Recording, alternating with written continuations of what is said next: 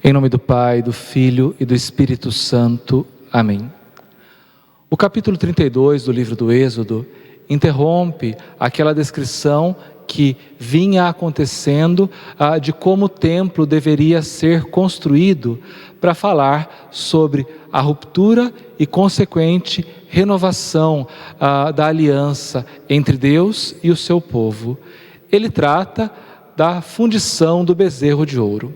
Vendo que Moisés tardava a descer da montanha, o povo agrupou-se em volta de Arão e disse-lhe: Vamos, faze-nos um Deus que marche à nossa frente, porque esse Moisés que nos tirou do Egito, não sabemos o que é feito dele. O primeiro ato deste povo, após ter sido constituído como pertença exclusiva a Deus, pela aliança que Deus lhe propôs, é justamente de traição a Deus.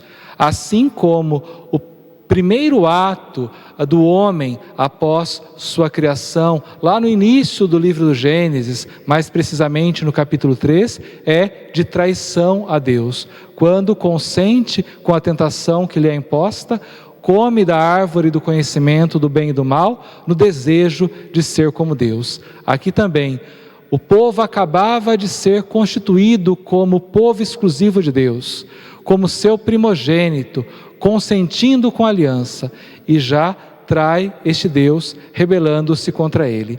E no que consiste essa rebelião?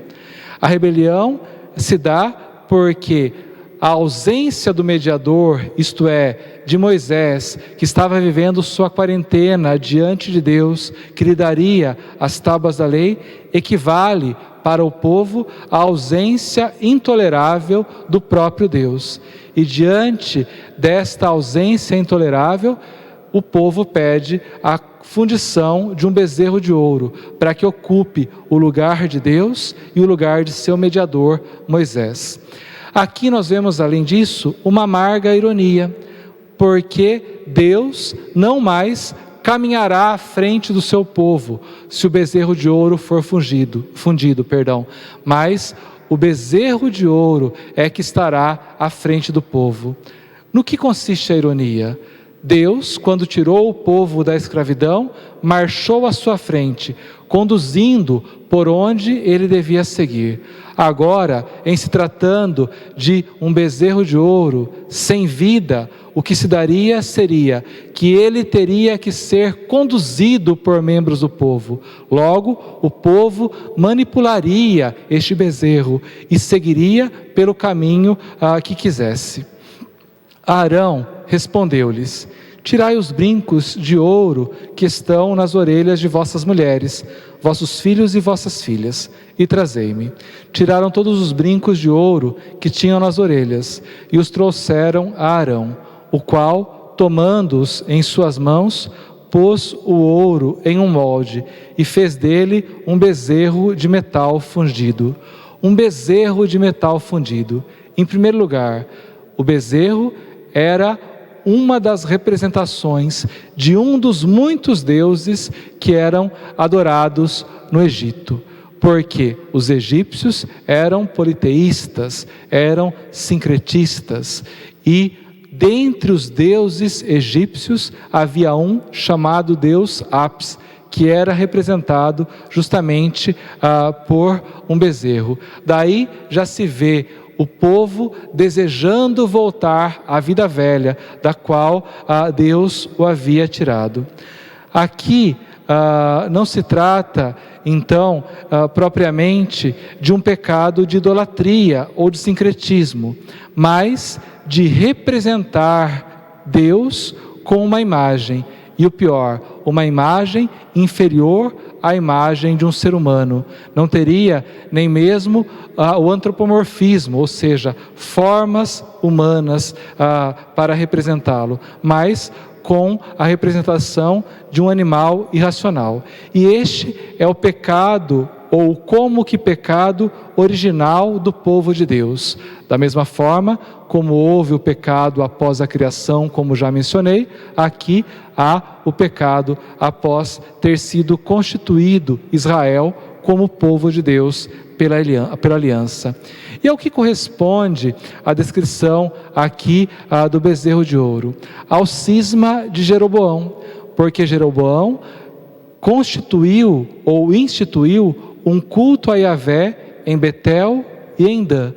Pense, o culto a Yahvé era praticado somente no templo em Jerusalém. Por rebelião, querendo constituir um reino para si, dividindo Israel, Jeroboão instituiu o culto em Dan e em Betel. E o culto era prestado a Yahvé na figura de um touro, observando ainda os costumes cananeus, porque os cananeus também adoravam um Deus representado por um touro. Mas preste atenção, não se trata da imagem fundida, nem mesmo de um touro, mas sim de um bezerro. Então, o filhote de um touro, mostrando assim a inferioridade, depreciando Deus, até mesmo em relação às figuras que eram adoradas como deuses pelos povos estrangeiros. Então exclamaram: Eis, ó Israel, o teu Deus, que te tirou do Egito. Arão, vendo isso, construiu um altar diante dele e exclamou: Amanhã haverá uma festa em honra do Senhor. No dia seguinte, pela manhã, ofereceram holocaustos e sacrifícios pacíficos. O povo assentou-se para comer e beber, e depois levantaram-se para se divertir, para dançar de alegria. Então substituíram o seu Deus por uma imagem de um bezerro fundida em metal. Comeram, beberam, se alegraram, festejaram ao redor desta imagem, conforme os costumes pagãos da época. O Senhor disse a Moisés: Vai, desce, porque se corrompeu o povo que tirastes do Egito. O povo que tirastes do Egito. Então, Yahvé está dizendo que o povo foi tirado não por ele, mas por Moisés. Claro que o autor sagrado aqui usa de uma linguagem antropomórfica, colocando como que ressentimento no coração de Deus. O que acontece aqui é que, ao dizer o povo que tu tirastes, isto é, o teu povo, o autor sagrado apresenta Deus se distanciando da eleição e da libertação, e ao mesmo tempo fazendo Moisés sentir-se membro desse povo pela libertação, porque foi o povo que tu tirastes do Egito. E continua: desviaram-se depressa do caminho que lhes prescrevi, fizeram para si um bezerro de metal fundido, prostraram-se diante dele e ofereceram-lhe sacrifícios, dizendo: Eis, ó Israel, o teu Deus, que te tirou do Egito. Desviaram-se depressa. Aqui está o agravante. Cometeram o pecado tão logo haviam nascido aqueles israelitas como um povo. Não teve tempo nem mesmo de ter uma vivência desta libertação oferecida por Deus. Mas tão logo foi constituído como povo, já veio a traição. Vejo, continuando no versículo 9, continuou o Senhor, que esse povo tem a cabeça dura. Deixa, pois, que se acenda a minha cólera contra eles, e os reduzirei a nada, mas de ti farei uma grande nação. Deus propõe a Moisés anular a eleição e aniquilar o povo. Por quê? Porque não vê esperança de conversão autêntica. Logo, rompendo com o povo, Moisés seria o pai do povo de Deus. Seria tal qual um novo Abraão, tal qual um novo Noé. Mas entende que, ficando ao seu lado, não será aniquilado. Por isso é que Moisés permanece junto ao seu povo e no fim, é claro, acaba fazendo justamente aquilo que Deus esperava dele, que intercedesse em favor de sua gente. Moisés tentou aplacar o Senhor seu Deus, dizendo-lhe: por que, Senhor, te inflamas a vossa ira contra o povo? E veja a resposta de Moisés: que tirastes do Egito com o vosso poder e a força de vossa mão? O povo que tirastes do Egito, não o povo que eu tirei da escravidão do Egito. Como Abraão, que intercedeu por Ló, aqui Moisés faz o mesmo, e intercede em favor do seu povo, reforçando, como já insinuei, a fórmula: teu povo que tu tirastes do Egito. Não é bom que digam os egípcios: com um mau desígnio os levou para matá-los nas montanhas e suprimi-los da face da terra. Aplaque-se vosso furor e abandonai vossa decisão de fazer mal ao povo.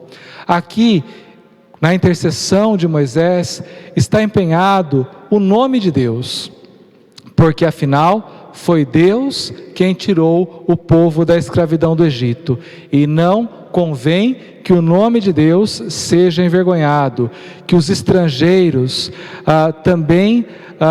porque os estrangeiros também devem santificar o nome do Senhor.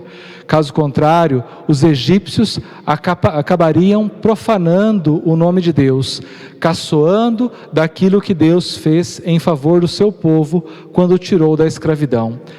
Continuando no versículo 13, diz assim: lembrai-vos de Abraão, de Isaque e de Israel, vossos servos, aos quais jurastes por vós mesmos de tornar sua posteridade tão numerosa como as estrelas do céu, e de dar aos seus descendentes esta terra de que falastes, como uma herança eterna. O autor sagrado está nos dizendo que a libertação não começou no Egito, mas com a vocação de Abraão, conforme Moisés intercede junto a Deus, a promessa que fizestes a Abraão, a Isaque e Israel. Não se baseia na aliança, mas na promessa. Como único descendente, Moisés seria um novo Noé ou um novo Abraão, mas ele se faz solidário ao povo e por isso intercede em favor desse povo, para que o povo não se extinga por completo. E o Senhor se arrependeu das ameaças que tinha proferido contra o seu povo. Aqui então aparece implícito o perdão dado por Deus. Perdão significa que não haverá destruição, mas não significa que Deus irá tolerar a impunidade. Peço a você que para a nossa próxima aula continue fazendo a leitura deste capítulo 32 do livro do Êxodo, dos versículos 15 ao versículo 35. Desça sobre vós a bênção do Deus Todo-Poderoso, Pai, Filho e Espírito Santo. Amém.